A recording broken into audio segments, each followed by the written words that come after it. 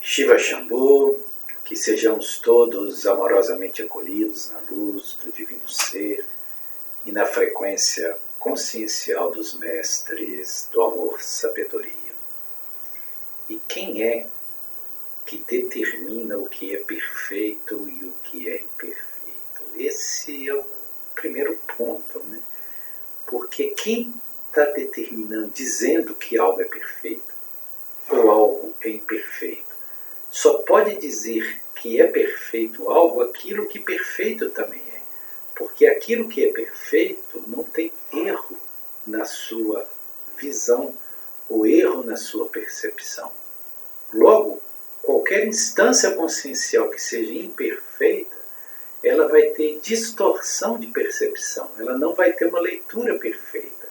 Logo, como aquilo que é imperfeito ou que está no estado de imperfeição, ou está num estado de ensombreamento que não lhe permite ver a totalidade da luz, determinar o que é perfeito e o que não é perfeito. Porque talvez aquilo que nós chamamos de imperfeição seja uma perfeição em outro nível, ou que atenda a um propósito, que tenha um propósito que nós não conhecemos, que faça parte de uma elaboração de um projeto que nós não conhecemos. Projeto este que possa vir a atender e acolher as consciências em seu projeto evolutivo, que talvez tenham a necessidade de passar por esses atritos de imperfeição, ou esses campos de insuficiência, né? Esses arranjos circunstanciais que se mostram desafiadores, né? Que se mostram por vezes até aparentemente injusto, mas que atendem a um propósito. Nós temos que entender que o plano divino é proposital. Ele não é casual. Ele é causal. Ele parte de causas estabelecidas. E talvez as causas para que nós possamos estar imersos em algo imperfeito venham de nós mesmos. Então veja como que nós precisamos relativizar essa ponderação, né? Esse é um lado, né? Essa é uma vertente de análise. Por outro lado,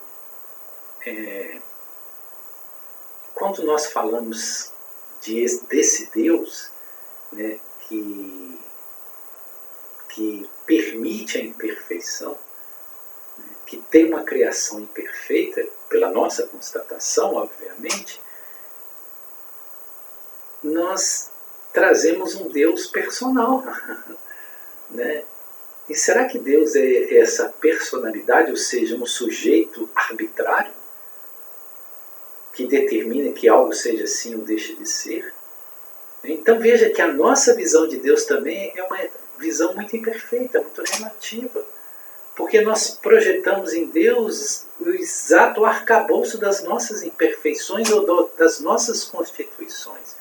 Então nós transferimos a Deus uma característica antropomórfica, Deus como uma personalidade, e como essa personalidade ele é arbitrário, ou seja, ele decide o que fazer, como fazer, e cria de acordo com a sua vontade pessoal, que talvez não seja uma vontade justa, né?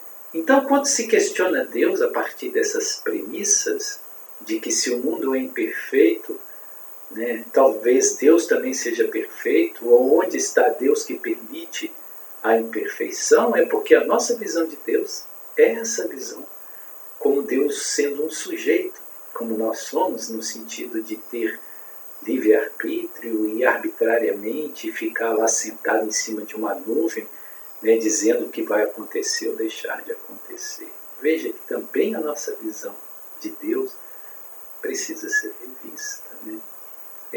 Aliás, esse foi um dos grandes paradigmas, né, que a filosofia enfrentou, né, que é chamado de paradigma de Epicuro, né, porque a proposta de Epicuro é justamente essa, né? Se existe o mal e Deus permite que o mal exista, Deus não é bondade, não é suprema bondade, não é o supremo bem, né? Se existe imperfeição e Deus permite que a criação seja imperfeita, é porque perfeito Ele não é, né?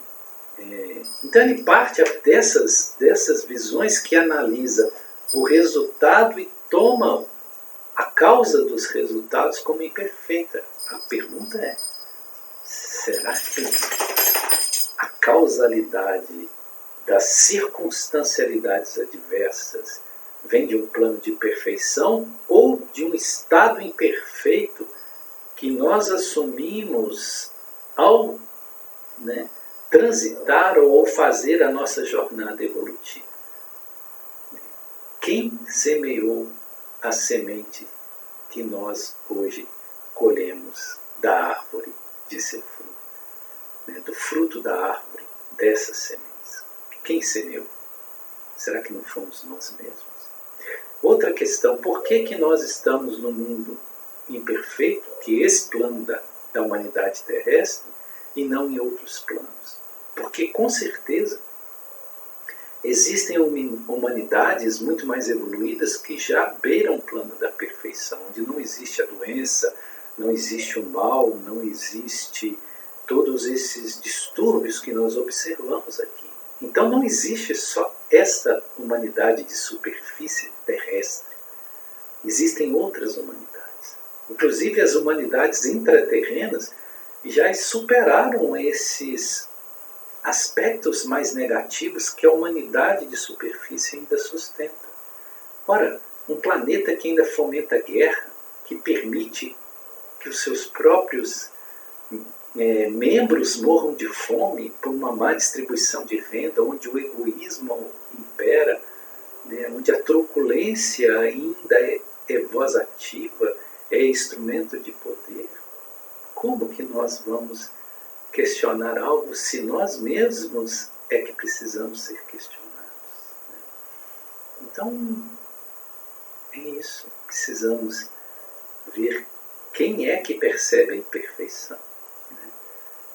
Será que nós temos condição da nossa limitação intelectiva, perceptiva, de determinar o que é perfeito e o que é imperfeito?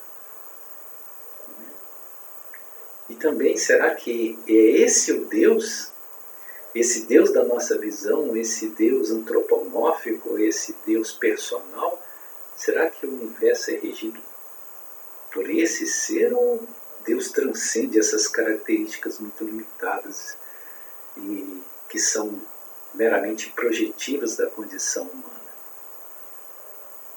Se eu não conheço Deus, como eu posso questionar o que seja um plano divino? O que é a suprema inteligência? Nós somos muito pequenos para entender isso. Então nos falta, por vezes, humildade. Humildade, né? E por que preocupar tanto com a imperfeição externa se nós não nos preocupamos com as nossas imperfeições internas? Essas deveriam ser as nossas preocupações, a nossa imperfeição interna, não é? Então temos muitos elementos para questionar e para refletir. Gratidão, fiquemos todos na luz do Divino Ser. Shiva Shambho.